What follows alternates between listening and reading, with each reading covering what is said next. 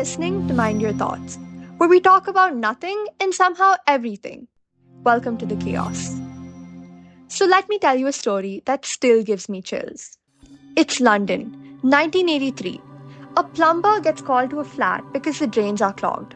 Pretty normal. Except, what he finds isn't your usual hairball situation. It's chunks of what looks like meat. Odd, right? The flat belongs to this guy, Dennis Nilsen. He's quiet, polite, worked as a civil servant. Kind of the person you'd never notice twice. But guess what? He was a serial killer. Had murdered over a dozen men and was flushing their remains down the drain. Like it was no big deal. I can't imagine smiling at someone in the hallway and they've got bodies in their floorboards. Literally, that's beyond chilling. Right? And here's the thing. He didn't look dangerous. That's the unsettling part. This episode, it's for everyone who's ever said, "Oh, but they seem so normal." So let's clear this up. Not every psychopath is a serial killer. That's a Hollywood thing. Psychopathy is actually a personality disorder. Think traits like lack of empathy, shallow emotions, impulsivity, and most importantly, superficial charm.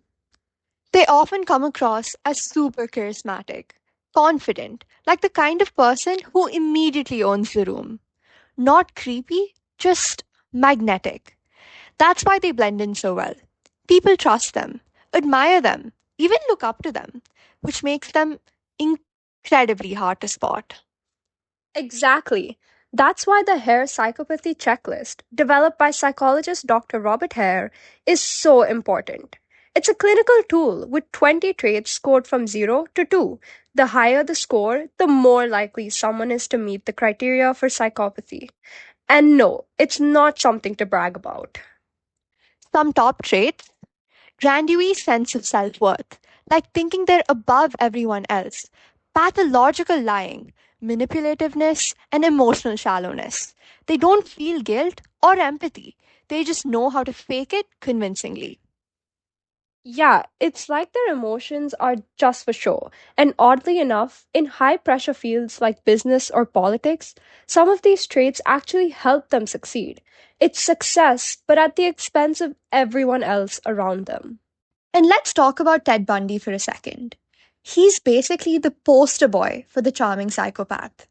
On paper, he seemed like the total opposite of what you'd expect from a serial killer. He was intelligent, clean cut, studying law, politically active, and many even found him quite handsome, which definitely added to the illusion. Women were drawn to him, not just because of how he looked, but because he was smooth, articulate, and came off as trustworthy.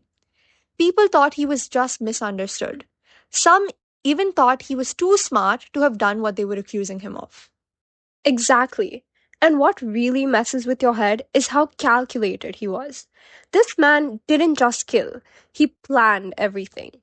He'd fake injuries like wearing a cast or using crutches just to lure women into helping him carry something to his car. He'd then knock them out and take them.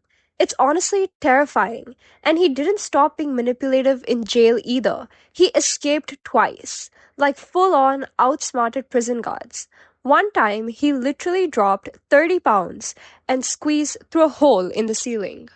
And while he was on trial for murdering dozens of women, he defended himself in court like it was a school debate.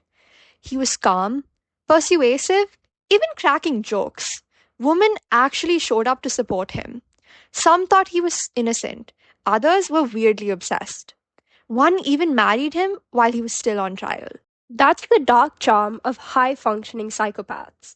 They're not the Hollywood version of drooling, wide eyed maniacs. They're calculated, strategic, and scarily good at wearing the normal guy mask. That's what makes them so dangerous. They don't just blend in, they thrive in society. Here's where it gets more complicated. Most psychopaths aren't killers. Some are CEOs, lawyers, surgeons.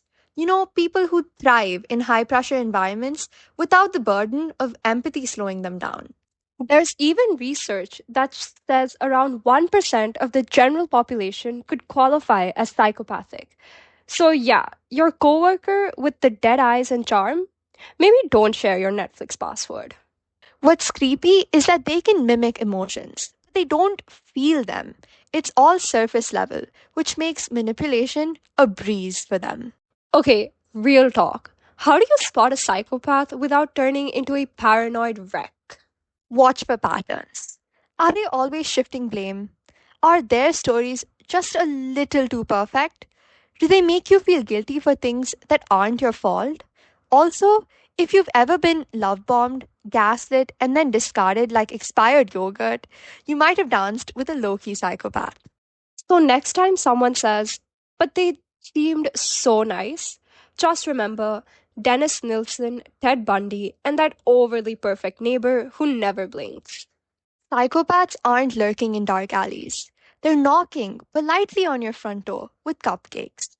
This has been Mind Your Thoughts. You're listening to the podcast where we talk about nothing and somehow everything.